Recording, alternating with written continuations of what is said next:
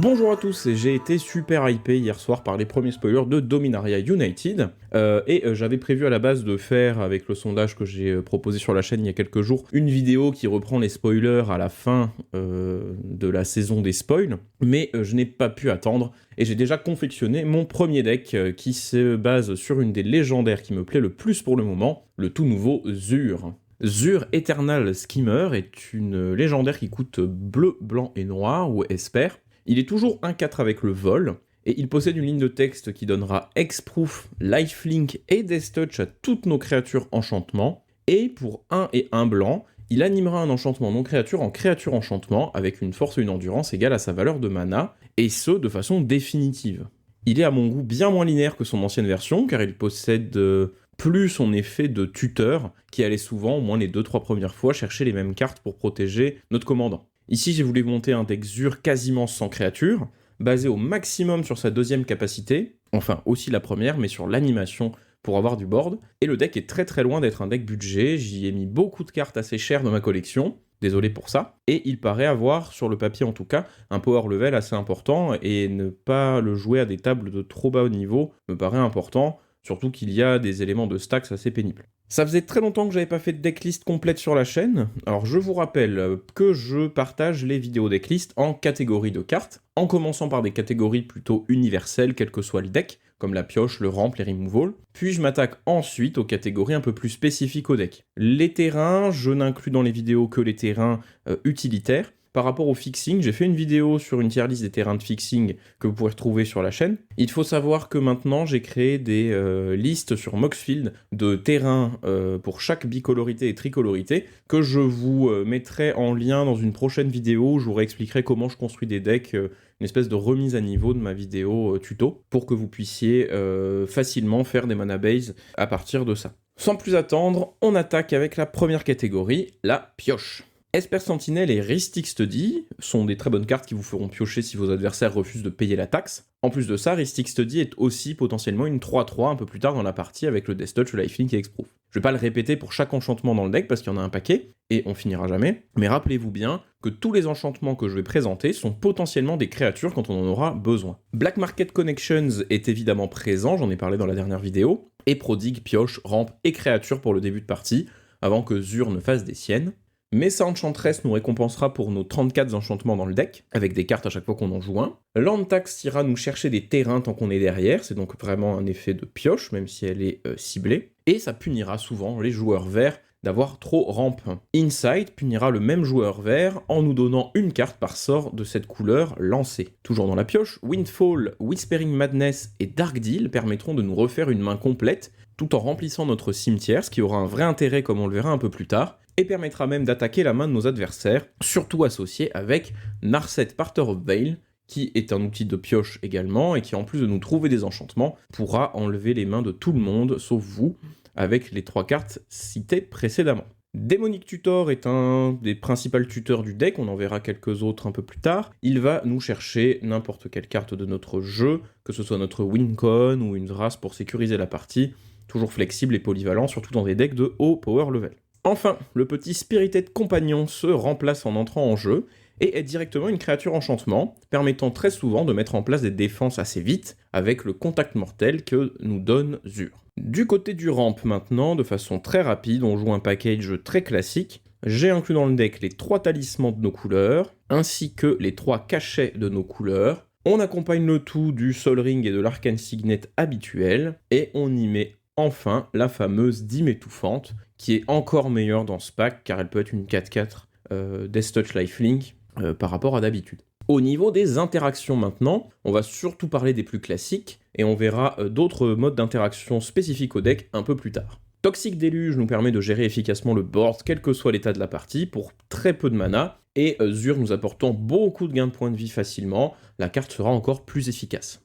Supreme Verdict est une vrasse incontrable, qui tue la plus grande partie des créatures, et coûte seulement 4. Je l'inclus car j'ai quelques effets de régénération dans le pack qui sont importants, et je ne veux pas jouer de Wrath of God ou Damnation qui m'empêcherait d'utiliser la régénération. Leyline of the Void est un enchantement potentiellement gratuit si vous l'avez en main de départ, qui sécurisera votre partie contre les jeux cimetières sans pour autant toucher au vôtre, et peut être une grosse bête. Karn the Great Creator vous protégera quant à lui des artefacts, trésors en tout genre que possèdent vos adversaires, et peut même transformer des artefacts gênants en créatures pour les rendre plus faciles à détruire. L'étal vapor détruira toute créature qui arrive en jeu, et ça tombe bien, on en joue vraiment très peu dans le deck, et l'animation de nos enchantements avec la capacité de Zur ne les détruira pas, en faisant une carte très adaptée dans le deck. Dans la même lignée, n'étant pas directement un removal, mais plutôt des pièces de stacks liées aux créatures, Tainted Eater et Overburden forceront vos adversaires à sacrifier ou à renvoyer des terrains dans leurs mains dès qu'ils jouent une créature.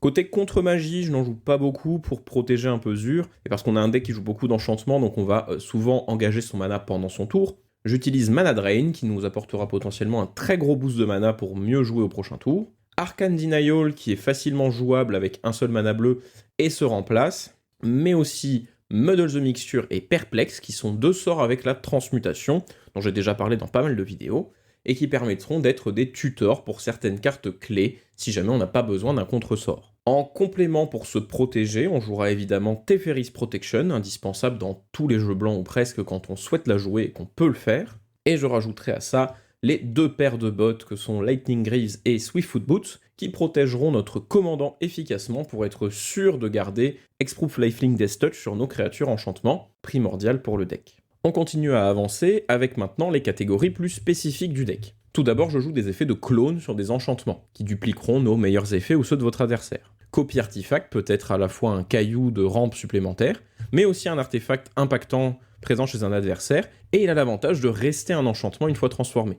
Mirror Maid et Estrid's Invocation copieront au choix artefact ou enchantement, et le deuxième pourra même changer de cible à chaque entretien. On va rajouter des cartes au pack de gestion, avec des effets supplémentaires pour embêter nos adversaires, comme Confounding Conundrum, qui empêchera de faire arriver plusieurs terrains en jeu le même tour et se remplace, Authority of the Consul et Blind Obedience, qui feront arriver engager la majorité des permanents de nos adversaires, et nous permettront en plus de gagner de la vie, Haunting Winds viendra compléter cette catégorie en infligeant des dégâts très vite dès qu'un artefact s'engage ou utilise une capacité activée. Coucou les trésors. Si en plus on transforme Haunting Winds en créature et qu'on lui met le lien de vie, le différentiel est vite démentiel. Toujours dans cette partie de gestion, mais de façon vraiment spécifique au deck, on utilisera des cartes qui infligent des dégâts à toutes les créatures et tous les joueurs, et qui seront phénoménales avec le contact mortel et le lien de vie. Pestilence et Withering Wisps le feront pour un mana noir autant de fois que l'on le souhaite dans un tour. Withering Wisps nécessite des terrains neigeux, d'où une légère adaptation de la mana base et leur présence dans le deck. Last Laugh infligera une blessure à tout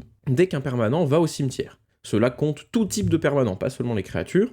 Ainsi, dès qu'un joueur sacrifie un trésor ou n'importe quelle autre chose insignifiante, on créera une réaction en chaîne jusqu'à ce que plus rien ne parte au cimetière, en sachant que les joueurs prennent aussi les dégâts. Cette carte est également dévastatrice avec les mots-clés de Zur. Lightning Field s'activera quant à elle quand un joueur attaque, infligeant à chaque créature attaquante autant de blessures que de créatures attaquantes, permettant d'empêcher totalement d'attaquer avec le contact mortel, même avec une seule créature, et de gagner des tonnes de PV si on attaque nous-mêmes avec plein de créatures. Et si vous avez suivi, vous me direz, si nos enchantements ont le contact mortel et sont eux-mêmes des créatures, ils vont se tuer à la première activation, c'est vrai, mais c'est aussi pour ça qu'on joue un groupe de cartes qui permet d'éviter tout ça. Runetail Ascendant Kitsune se transformera très souvent dès qu'il arrive en jeu, vu que sa condition est d'avoir 30 points de vie ou plus, et il préviendra toutes les blessures sur nos créatures. Lash Knife Barrière est peut-être la meilleure de ce groupe, se remplace en arrivant en jeu, et préviendra une blessure à chaque instance de blessure sur nos...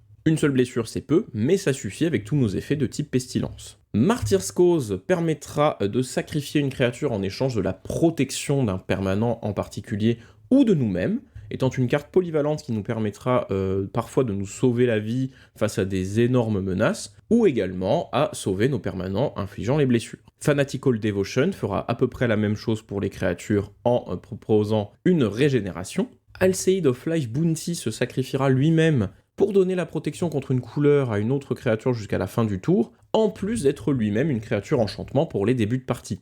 Dans ce groupe de la protection de nos cartes clés, on a aussi de quoi les récupérer si elles venaient à mourir, ou si jamais elles atterrissent au cimetière avec nos effets de Will qu'on a vu au début. Atreus, God of Passage, le fera ou mettra la pression sur les points de vie adverses, et peut lui-même s'animer avec Zur s'il n'est pas déjà une créature grâce à la dévotion, pour devenir de façon infini, une 3-3 lifelink Death Touch indestructible Hexproof, de quoi donner du fil à retordre à nos adversaires. Dance of the Manse remontera notre cimetière, en plus de les transformer en créatures si on le souhaite. Replenish récupérera tous nos enchantements du cimetière et les mettra directement en jeu pour seulement 4 mana. Starfield of Nyx permettra d'animer tous nos enchantements d'un coup pour des victoires surprises, mais il peut aussi être un simple outil de value réanimant un enchantement par tour. Pour finir avec cette catégorie, Enduring Renewal est une carte exceptionnelle dans le deck qui ne possède quasi pas de créatures, et ne nous empêchera donc quasiment jamais de piocher. Mais il nous permettra de récupérer en main tous nos enchantements animés en créatures qui meurent, y compris lui-même, pour une value monstre et quasi imbattable. Afin de se défendre un peu mieux en début de partie, avant de pouvoir compter sur l'activation de Zur, et aussi pour faire marcher un peu mieux nos effets de sacrifice, il est bon d'avoir quelques générateurs de jetons créatures. Bitter Blossom coûte vraiment peu de mana, et le fera très bien dès le début de la partie, avec une contrainte de perte des PV qui sera très vite négligeable grâce au lifelink donné par Zur. Elliot God of the Sun donnera le très bon mot-clé Vigilance à nos créatures, qui s'associe particulièrement bien avec le contact mortel et le lien de vie, et il créera lui-même des créatures enchantement de 1, et pourra également se transformer grâce à Zur en 4-4 indestructible lifelink Death Touch Hexproof, en faisant encore une fois une plaie à gérer. Hallowed Haunting nous donnera des jetons à chaque enchantement que l'on joue, et donnera le vol et la vigilance à toutes nos créatures si on contrôle assez d'esprit, étant un finisher en plus d'un outil de value.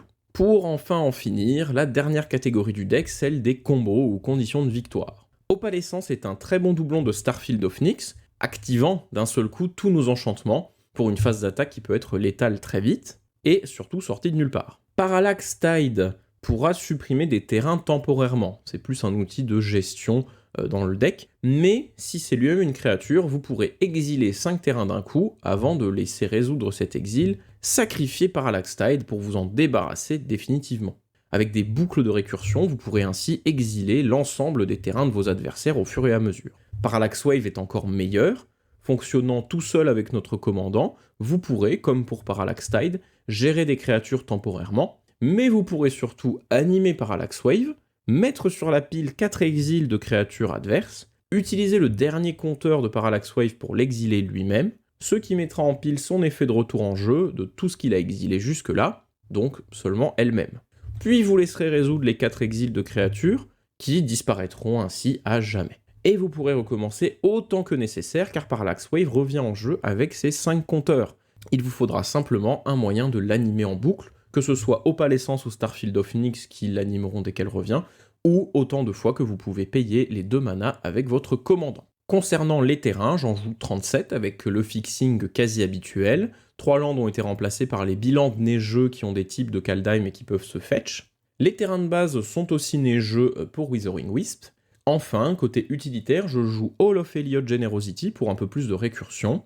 Serra's Sanctum, si vous pouvez vous le permettre, est extrêmement bon dans le deck pour produire une tonne de mana, et notamment, il produit du mana blanc, ce qui est très intéressant pour activer la capacité de Zur une quantité impressionnante de fois. Dernier land utilitaire, Otawara Soaring City est le seul des 3 channel lands que je pourrais jouer qui est dans ce deck, car il me permet de gérer des menaces de façon efficace, là où Takenuma ne sert quasiment à rien dans le pack, et où Eganjo est relativement faible en commandeur, et je voulais surtout garder une densité de terrain neigeux assez élevée. Ce sera tout pour le tour de mon tout nouveau deck, qui verra peut-être des améliorations ou changements après l'avoir joué une fois le set sorti. N'hésitez pas à me dire ce que vous en pensez en commentaire, je sais qu'il n'est pas très accessible, et que le plan de jeu ne plaira pas à tous, mais le commandant me hype beaucoup trop pour ne pas en parler, et ça permet quand même de jouer des cartes assez obscures qu'on voit pas souvent. Comme d'habitude, laissez un like, abonnez-vous si ce n'est pas déjà fait, et je vous retrouve très bientôt pour une prochaine vidéo. C'était Mono Commander, bye.